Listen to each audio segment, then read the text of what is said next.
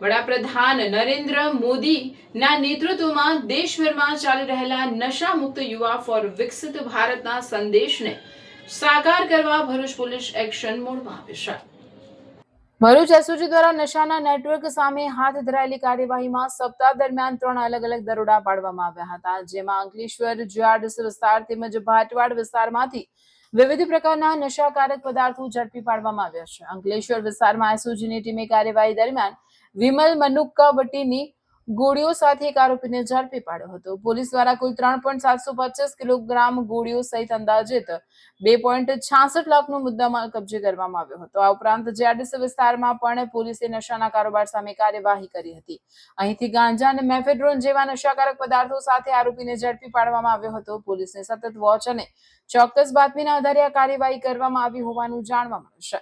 જ્યારે ભાટવાડ વિસ્તારમાં પણ એસઓજી દરોડો પાડી 1.215 કિલોગ્રામ ગાંજા સાથે 61 વર્ષીય આરોપીને ઝડપી પાડ્યો હતો।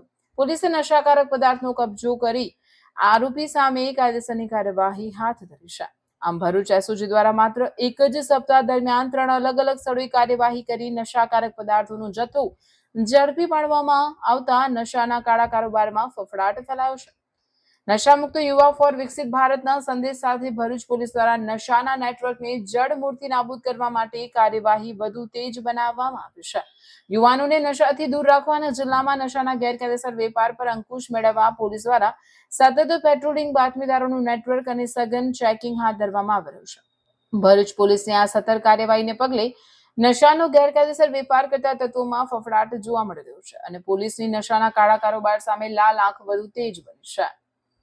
માનનીય વડાપ્રધાન શ્રી નરેન્દ્રભાઈ મોદીના જે કાર્યક્રમ નેતૃત્વમાં જે કાર્યક્રમ જે છે નશામુક્ત યુવા ફોર વિકસિત ભારત, આના સંદેશ સાથે ભરૂચ પોલીસે 3 મોટા એનડીપીએસના કેસો કર્યા છે, જેમાં અંકલેશ્વર એ ડિવિઝનમાં, અંકલેશ્વર જીઆઈડીસીમાં તથા અંકલેશ્વર બી ડિવિઝનમાં 3 જેટલા કેસો કરવામાં આવ્યા છે, જેમાં ગાંજો તથા એમડીના જે ડ્રગ્સ છે તેને પકડી પાડવામાં ભરૂચ પોલીસને સફળતા મળી છે।